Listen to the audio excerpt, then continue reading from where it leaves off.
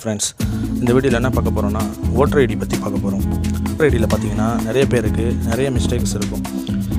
சில பேருக்கு பேர் தப்பாக இருக்கலாம், சில பேருக்கு அட்ரஸ் தப்பாக இருக்கலாம், டேட் ஆஃப் பர்த் இல்லாமல் இருக்கலாம், மொபைல் நம்பர் லிங்க் பண்ணாமல் இருக்கலாம். இது எல்லாத்துக்குமே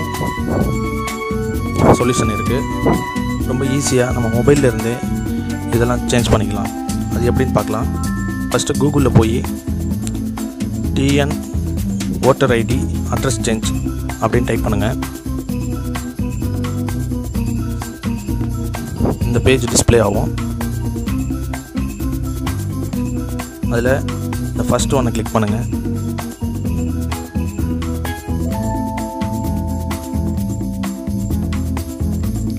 இதுதான் ஓட்டர் ஐடிக்கான அஃபிஷியல் பேஜ். இதில் பார்த்தீங்கன்னா first search voter list. Voter லிஸ்ட்டில் உங்கள் பேர் இருக்கான்னு பார்த்துக்கலாம். அதுக்கடுத்து ரெஜிஸ்டர் அஸ் ஓட்டர், அதாவது உங்களுக்கு ஒரு 18 இயர்ஸ் கம்ப்ளீட் ஆகிடுச்சுன்னா நீங்கள் ஓட்டர் லிஸ்ட்டில் உங்கள் பேர் சேர்க்கணுன்னா சேர்த்துக்கலாம். அடுத்து அப்ளை ஃபார் கரெக்ஷன், அதாவது உங்களோட பேரோ டேட் ஆஃப் பர்த்தோ இல்லை ஃபோன் நம்பர் ஆட் பண்ணுறதோ இது மாதிரிலாம் இதில் போய் பண்ணிக்கலாம். Register mobile number, download forms, அதாவது ஓட்டர் ஐடி சம்மந்தமான எல்லா ஃபார்மும் இதில் டவுன்லோட் பண்ணிக்கலாம். நம்ம கரெக்ஷன்ஸ்க்கு அப்ளை பண்ணியிருந்தோம்னா அதோட ஸ்டேட்டஸ் செக் பண்ணிக்கலாம். இப்போ இதில் நம்ம எப்படி அட்ரஸ் சேஞ்ச் பண்ணுறதுங்கிறத பார்ப்போம். இந்த சேஞ்ச் ஆஃப் அட்ரஸ்ன்னு இருக்குல்ல, அதை கிளிக் பண்ணுங்கள். Enter electoral photo identity card number. உங்களோட ஓட்டர் ஐடியில் ஒரு நம்பர் இருக்கும் மேலே, அதை இதில் டைப் பண்ணி சப்மிட் கொடுங்க. இந்த பேஜ் ஓப்பன் ஆகும். இதில் பார்த்தீங்கன்னா உங்களோட பேர், அப்பா பேர், அட்ரஸ்ஸு எல்லாமே இதில் ரைட் சைடில் வரும். நீங்கள் எந்த அட்ரஸ் இப்போ சேஞ்ச் பண்ணணும்னு நினைக்கிறீங்களோ அதுக்கு கரெக்டான ஒரு ப்ரூஃபை நீங்கள் மொபைலில் ஸ்கேன் பண்ணி ரெடியாக வச்சுக்கோங்க. இதில் இந்த டிஸ்ட்ரிக்ட்னு இருக்குல்ல, அதில் உங்கள் டிஸ்ட்ரிக்ட் செலக்ட் பண்ணிக்கோங்க. அதுக்கடுத்து நியூ நம்பர், ஓல்டு நம்பர் இது டைப் பண்ணிக்கோங்க. அடுத்து இந்த ஹவுஸ் ஆர் பிளாட் நேம்னு இருக்குது. இதில் வந்து உங்களோட அப்பார்ட்மெண்ட் நேம் இல்லை உங்கள் வீட்டுக்கு ஏதாவது நேம் இருந்துச்சுன்னா அதை டைப் பண்ணிக்கோங்க. ஃபஸ்ட்டு இதில் அதே பேரை இதில் இங்கிலீஷ்லேயே டைப் பண்ணி ஸ்பேஸ் அடிச்சிங்கன்னா தமிழில் மாறிக்கும்.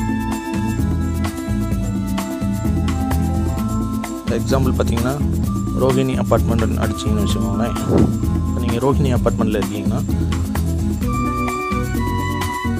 ரோஹிணி அப்படின்னு டைப் பண்ணி ஸ்பேஸ் விட்டிங்கன்னா ஆட்டோமேட்டிக்காக தமிழில் மாறிக்கும்.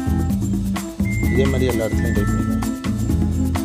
இது வந்து ஸ்ட்ரீட்டு, ரோடு, உங்களோட ஸ்ட்ரீட் நேம் என்னென்னு இங்கிலீஷில் டைப் பண்ணிவிட்டு அதே மாதிரி தமிழ்லையும் கீழே டைப் பண்ணிடுங்க.